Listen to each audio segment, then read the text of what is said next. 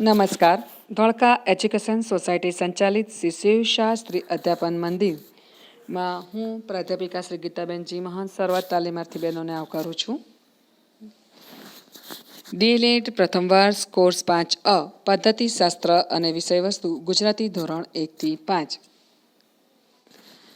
અંતર્ગત આજે આપણે પ્રકરણ 3 માતૃભાષા શિક્ષણના મૂલ્યાંકન અંગેના ચેપ્ટરમાં એક મહત્વના મુદ્દાની સમજ કેળવીશું. તાલીમાર્થી બહેનો, અગાઉ આપણે વાંચનનું મૂલ્યાંકન, નિબંધનું મૂલ્યાંકન, અહેવાલનું મૂલ્યાંકન વગેરે વિષયને લગતા મૂલ્યાંકન અંગેની સમજ આપણે કેળવી ચૂક્યા છે. આજના આ ઓનલાઈન વિડીયોના તાસમાં આપણે વિચાર વિસ્તારનું મૂલ્યાંકન અંગેની સમજ કેળવીશું. વિચાર વિસ્તારનું મૂલ્યાંકન. તો આવો તાલીમાર્થી બહેનો, આપણે વિચાર વિસ્તાર અંગેના મૂલ્યાંકન અંગેની વિશદ સમજ મેળવીએ. તો આજનો આપણો ટોપિક છે વિચાર વિસ્તારનું મૂલ્યાંકન. પ્રકરણ 3 માતૃભાષા શિક્ષણનું મૂલ્યાંકન અંતર્ગત વિચાર વિસ્તારના મૂલ્યાંકન અંગેની સમજ કેળવીશું.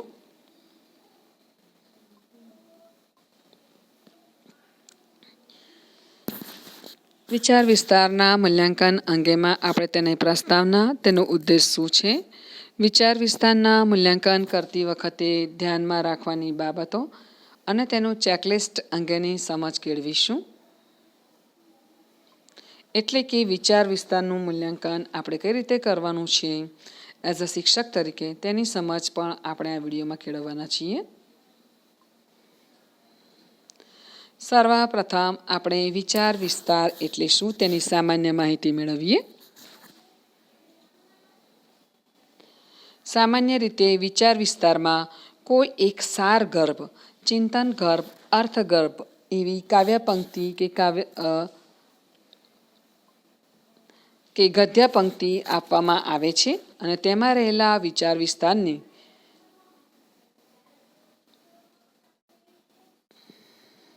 ફરી એકવાર, સામાન્ય રીતે વિચાર વિસ્તારમાં કોઈ એક સારગર્ભ, ચિંતનગર્ભ, અર્થગર્ભ એવી કાવ્ય પંક્તિ કે ગદ્ય પંક્તિ આપવામાં આવે છે અને તેમાં રહેલા વિચારને વિસ્તારીને રજૂ કરવાનો હોય છે.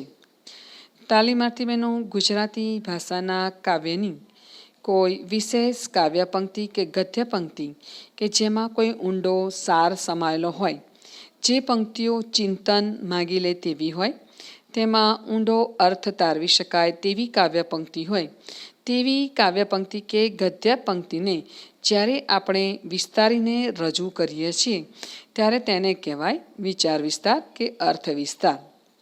વિચારનો અર્થ સમજાવવાનો હોય છે અને ઉદાહરણ અને તર્ક સાથે તેનો વિસ્તાર કરવાનો હોય છે. વિચાર કંડિકા એવી હોય છે કે જેમાં વિદ્યાર્થીઓ સાર કે બોધ તારવી શકે. એટલે કે તમે વિચાર વિસ્તાર માટેની જે પણ કાવ્ય પંક્તિ વિસ્તાર કરવા માટે પસંદ કરો છો તે તેવી હોવી જોઈએ કે જેમાંથી તમે તેનો સાર કે બોધ ગ્રહણ કરી શકો અથવા તારવી શકો. ગૂઢ કે સૂક્ષ્મ અર્થ, સત્ય કે સાર તત્વ ધરાવતી કાવ્ય પંક્તિ કે વાક્યનો સમજપૂર્વક વિસ્તાર કરવો એટલે વિચાર વિસ્તાર કે અર્થ વિસ્તાર. તો તાલીમાર્થી બહેનો, વિચાર વિસ્તાર કોને કહેવાય?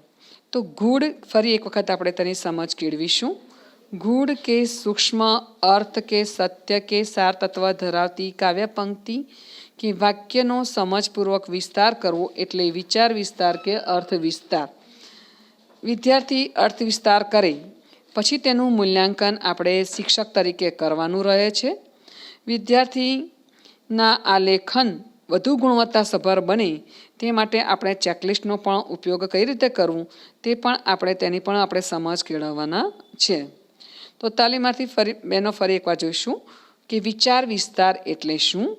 તો ગૂઢ કે સૂક્ષ્મ અર્થ, સત્ય કે સાર તત્વ ધરાવતી કાવ્ય પંક્તિ કે વાક્યનો સમજપૂર્વક વિસ્તાર કરવો એટલે વિચાર વિસ્તાર કે અર્થ વિસ્તાર.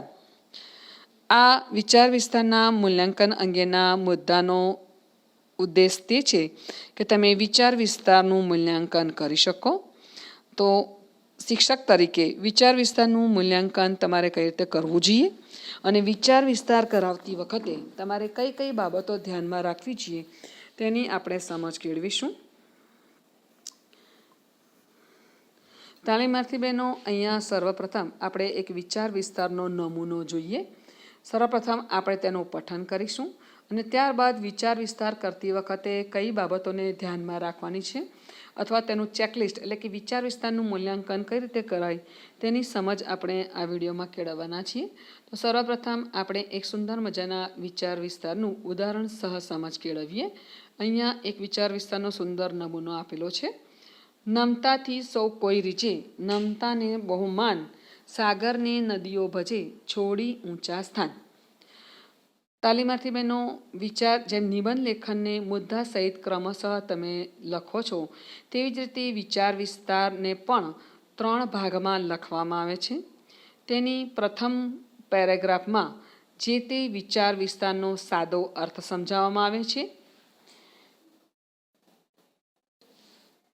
તમે અહીંયા જોઈ શકો છો કે પ્રથમ જે પંક્તિઓ જે શરૂઆતની છે, પ્રથમ પેરેગ્રાફ, ત્યાં પંક્તિઓનો સાદો અર્થ સમજાવવાનો હોય છે.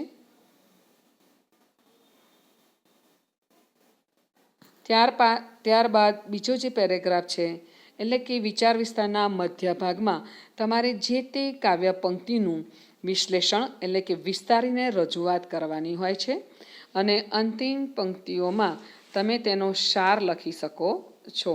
એટલે કોઈ પણ વિચાર વિસ્તારનો સાર કે એનો બોધ તમારે છેલ્લી પંક્તિઓમાં તારવવાનો હોય છે.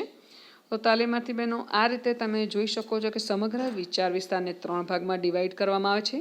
પ્રથમ પેરેગ્રાફમાં સાદો અર્થ, બીજા પેરેગ્રાફમાં પંક્તિઓનો વિસ્તાર અને ત્રીજી લાઇનની અંદર આપણે તે વિચાર વિસ્તારનો સાર કે બોધ તારવતા હોઈએ છીએ. આપણે આ પંક્તિઓનો વિચાર વિસ્તારનો કઈ રીતે કરવામાં આવે છે તેને સમજ મેળવીએ. ફરી એકવાર આપણે તેનું પઠન કરીશું. નમતાથી સૌ કો રીજે, નમતાને બહુમાન, સાગરને નદીઓ ભજે, છોડી ઊંચા સ્થાન. આ પંક્તિઓમાં કવિ નમ્રતાનો મહિમા સમજાવે છે. નમે તે સૌને ગમે, બધી નદીઓ નમ્રતાના દેવ સાગરને મળવા માટે દોડી જાય છે, અક્કડ રહેતા પર્વતને મળવા જતી નથી. તો આ છે પંક્તિઓનો સાદો અર્થ. બીજા પેરેગ્રાફમાં આપણે જોઈશું કે બીજા પેરેગ્રાફમાં પંક્તિઓનો વિસ્તાર છે, તો તેની પણ આપણે સમજ કેળવીએ. નમ્ર વ્યક્તિ પોતાના વાણી અને વર્તન દ્વારા બીજાના મન હૃદય જીતી લે છે. નમ્ર વ્યક્તિ પ્રત્યે દરેકને આદર થાય છે. વિદ્યાર્થીમાં નમ્રતા હોય તો તે શિક્ષકનો પ્રેમ મેળવી શકે છે. કર્મચારીમાં નમ્રતા હોય તો તે તેના ઉપરી અધિકારીનો પ્રેમ મેળવી શકે છે. જે કાર્ય સત્તા અને બળથી નથી થઈ શકતું તે કાર્ય વિનય અને વિવેકથી થાય છે. ઘમંડી માણસ માટે કોઈને આદર હોતો નથી, તેના કામ જલ્દી થતા નથી. અંતિમ પંક્તિમાં આ કાવ્ય પંક્તિનો અર્થ તારવવામાં આવેલો હોય છે. એટલે આપણે આ સમગ્ર કાવ્ય પંક્તિમાં એટલે કે વિચાર વિસ્તારમાં શું કહેવા માંગે છે તેનો અર્થ, બોધ કે ગર્ભચિંતન જે અર્થ છે તે તારવવાનો હોય છે. એટલે કે આ વિચાર વિસ્તારમાં શું કહેવા માંગે છે તેની સમજ તેની અંતિમ પંક્તિઓમાં આપવામાં આવેલી હોય છે. તો આની અંતિમ પંક્તિ છે કે આપણે નમ્ર બનીએ, આપણે વિનય અને વિવેક અપનાવીએ. તો આ પ્રકારે આ વિચાર વિસ્તારનો નમૂનો આપણે જોયો. હવે આપણે વિચાર વિસ્તાર કરતી વખતે ધ્યાનમાં રાખવાની બાબતો વિશેની સમજ કેળવીએ. તાલીમાર્થી બહેનો, અહીંયા ઉદાહરણ રજૂ કરવાનું કારણ તે છે કે આપણે વિચાર વિશેની સામાન્ય સમજ કેળવીને ત્યારબાદ તેમાં શું ધ્યાનમાં રાખવું જોઈએ અને તેનું મૂલ્યાંકન કઈ રીતે કરવું જોઈએ તેની સમજ કેળવીશું. વિચાર વિસ્તારનું મૂલ્યાંકન કરતી વખતે ધ્યાનમાં રાખવાની બાબતો એટલે કે બાળકો જ્યારે વિચાર વિસ્તાર લખી લે છે ત્યારબાદ શિક્ષક તરીકે આપણે તેમના વિચાર વિસ્તારનું મૂલ્યાંકન કરતી વખતે કઈ બાબતો ધ્યાનમાં રાખવાની છે તે વિશેની સમજ અહીંયા આપવામાં આવેલી છે. વિચાર વિસ્તારનું મૂલ્યાંકન ખૂબ જરૂરી છે. કોઈ પણ વિચાર કંડિકાનો વિસ્તાર કરેલો હોય ત્યારે તેનું મૂલ્યાંકન કરવું મહત્ત્વનું બને છે. વિચાર વિસ્તારનું મૂલ્યાંકન કરતી વખતે એક શિક્ષક તરીકે તમે કેટલીક બાબતો ધ્યાનમાં લેવી જોઈએ, જે નીચે પ્રમાણે છે. સર્વપ્રથમ આપેલ વિચાર કંડિકાને સમજીને તેના અર્થની સ્પષ્ટતા થઈ છે કે કેમ તે તપાસવું. તાલીમાર્થી બહેનો, જ્યારે કોઈ કાવ્ય પંક્તિ આપણી સમક્ષ રજૂ કરવામાં આવે ત્યારે સર્વપ્રથમ આપણે તેનો અર્થ એટલે કે સાદો અર્થ તારવવાનો હોય છે. જો આપણા માઇન્ડમાં તે સ્પષ્ટ હશે તો સમગ્ર અર્થ વિચાર વિસ્તારને આપણે વિસ્તૃત કરીને ઉદાહરણસહ લેખન કાર્ય કરી શકીશું. તો વિચાર કંડિકાને સમજીને તેમાં વિદ્યાર્થીએ તેમાં અર્થની સ્પષ્ટતા એટલે કે તેનો સાદો અર્થ તારવે છે તે સમજો છે આ વિચાર વિસ્તારને સ્પષ્ટ રીતે. ત્યાર પછી બીજું છે કે કંડિકામાં વપરાયેલ રૂપક કે વ્યંગ્યાર્થનો સરળ ભાષામાં વિસ્તાર થયેલ છે કે કેમ તે તેણે જોવાનું હોય છે શિક્ષકે. તો આ વિચાર વિસ્તારની અંદર કેટલાક રૂપક કે વ્યંગ્યાર્થ રૂપ શબ્દ કે વાક્ય હોય તો તેના વિસ્તારને તે સમજો છે, તેનો વિસ્તાર કરેલો છે તેણે. ત્યાર પછી છે વિચારોની રજૂઆતમાં મૌલિકતા અને સર્જનાત્મકતાનો ઉપયોગ થયો છે કે કેમ તે તપાસવું. તો તાલીમાર્થી બહેનો, અહીંયા જ્યારે કોઈ વિચાર વિસ્તારને વિસ્તૃત કરીને રજૂ કરવામાં આવે છે એટલે કે વિસ્તારીને રજૂ કરવામાં આવે છે ત્યારે વિદ્યાર્થીઓએ સ્વયં પોતાની મૌલિકતા અને સર્જનાત્મકતાના આધારે ઉદાહરણો જે રજૂ કરે તેમાં તેની મૌલિકતા હોવી જોઈએ અને ખાસ કરીને તે વર્તમાન જગતના હોય તે વર્તમાન જગતના તેમજ મૂલ્યલક્ષી હોય તે વધારે સારું રહે છે. તો આવી રીતે તેમાં આ વિચાર વિસ્તારની અંદર તેની મૌલિકતા તેને સમજાવવામાં તેની મૌલિકતા અને સર્જનાત્મકતાની આપણને જોવા મળે છે તે પણ તપાસવાનું. વિચારને સમજાવવામાં કહેવત કે વિશિષ્ટ શબ્દ પ્રયોગોનો ઉપયોગ કર્યો હોય તો તેને પ્રાધાન્ય આપવું. તો ક્યારેક સમજૂતી આપતી વખતે આવા વિશિષ્ટ શબ્દ પ્રયોગો કર્યા છે કે નહીં તે પણ તેને આપણા શિક્ષક તરીકે ચેક કરવાનું છે, જે તેની ઉત્કૃષ્ટતા સાબિત કરે છે લેખન કાર્યની. વિચાર વિસ્તારમાં તર્કબદ્ધ વિચારોની ક્રમિક ગોઠવણી અને ફકરાનો ઉપયોગ કરેલ છે કે કેમ તે તપાસવું. એટલે કે વિચાર વિસ્તારમાં જે પંક્તિઓ જે રીતે રજૂ થઈ છે તે વિચારોને ધ્યાનમાં રાખીને તેને ક્રમિક રીતે વિસ્તાર કરવામાં આવ્યો છે કે કેમ તે પણ શિક્ષકે ધ્યાનમાં રાખવાનું છે. ત્યારબાદ અંતમાં સમગ્ર ચર્ચાનો બોધ સંક્ષેપમાં જણાવેલ છે કે કેમ તે જોવાનું છે. એટલે કે સમગ્ર ફકરાને અંતે તેણે બોધ તારવ્યો છે કે નહીં વિદ્યાર્થી, એ સૌથી મહત્ત્વનું છે. કારણ કે આ વિચાર વિસ્તારમાંથી તે શું સમજે છે તે સૌથી મહત્ત્વનું છે. તો આમ છેવટે વિચાર વિસ્તારના અંતમાં તેણે બોધ તારવ્યો છે કે નહીં તે જોવાનું છે. જેમ કે આપણે આગળમાં એક નમૂનો અહીંયા જોઈ લઈશું, પછી આપણે ફરી વખત. તો પછી છે લેખન શૈલીની શિષ્ટ અને સરળ અને પ્રવાહી છે કે કેમ તે તપાસવું. એટલે કે વિદ્યાર્થી જે લેખન કાર્ય કરેલું છે વિચાર વિસ્તાર અંગેનું તે સરળ, શિષ્ટ અને પ્રવાહી છે કે કેમ તે જોવાનું છે. એટલે કે વાંચતાની સાથે આપણને રસ પડે તે રીતે સરળ રીતે સમજાઈ જાય તેવું તેનું લેખન કાર્ય હોવું જોઈએ. બીજું છે વિચાર વિસ્તાર એક લેખનનો ભાગ છે અને જ્યારે લેખન કાર્યની અંદર મૌલિકતા અને સર્જનાત્મકતાને જેટલું પ્રાધાન્ય છે તેટલું જ તેના હસ્તાક્ષરોનું પણ મહત્ત્વ છે. તો જ્યારે વિદ્યાર્થીએ આ વિચાર વિસ્તાર લખ્યો છે ત્યારે અક્ષરોના યોગ્ય મરોડને તેણે ધ્યાનમાં રાખ્યું છે કે નહીં તે પણ આપણે તપાસવાનું હોય છે. એટલું જ નહીં, માતૃભાષાને લગતા આ લેખન કાર્યમાં તેણે જોડણી શુદ્ધતા કે ભાષા શુદ્ધિનો ખ્યાલ રાખ્યો છે કે નહીં. એટલે કે તેણે જે લખાણ કર્યું છે તે જોડણી શુદ્ધ કે ભાષા શુદ્ધ છે કે નહીં તે પણ શિક્ષક તરીકે આપણે તપાસવાનું હોય છે. તો આથી વિચાર વિસ્તારનું મૂલ્યાંકન કરતી વખતે ધ્યાનમાં રાખવાની બાબતો. હવે આપણે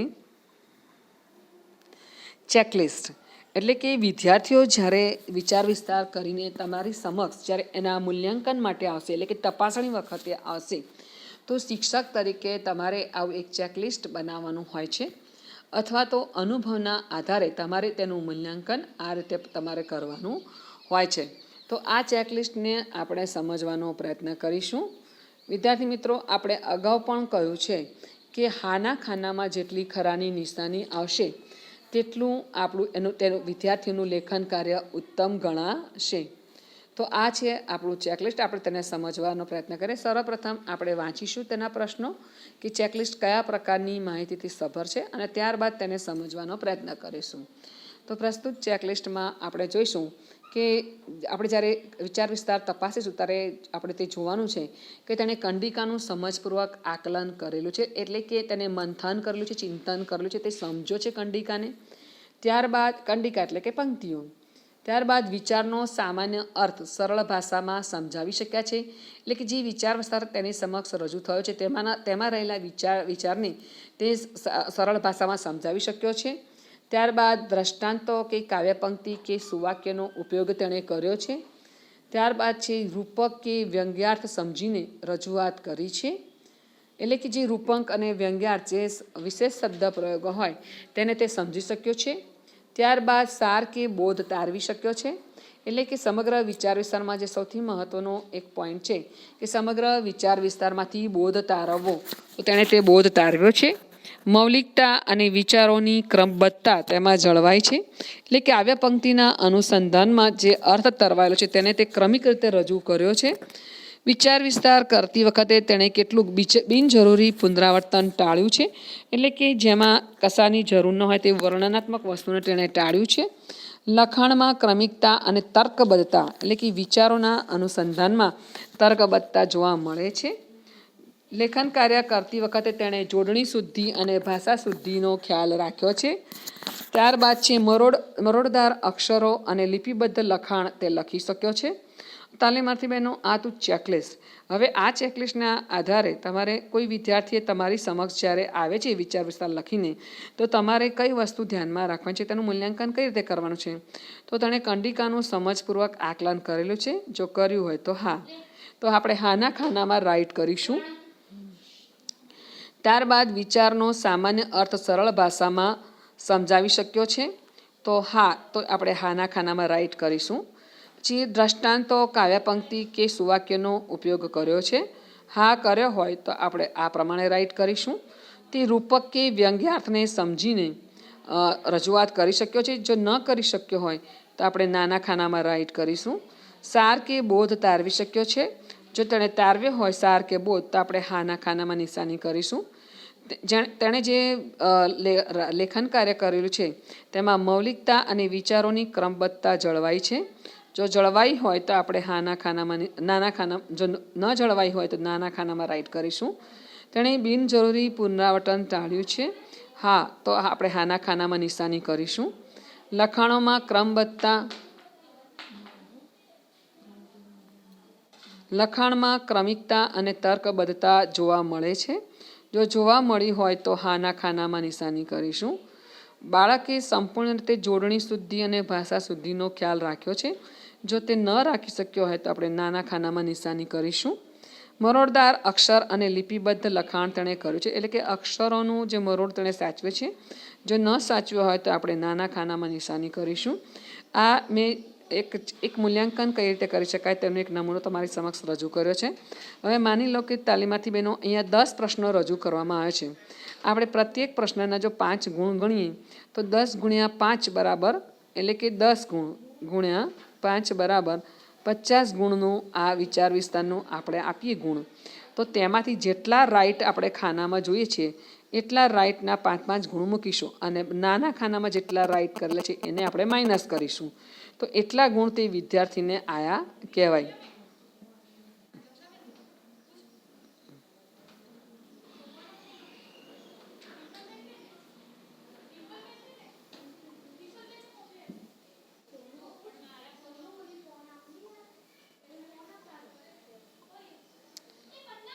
સોરી તાલીમાર્થી બહેનો, ફરી એક વખત કંડિકાનું સમજપૂર્વક આકલન વિદ્યાર્થીએ કરેલું છે.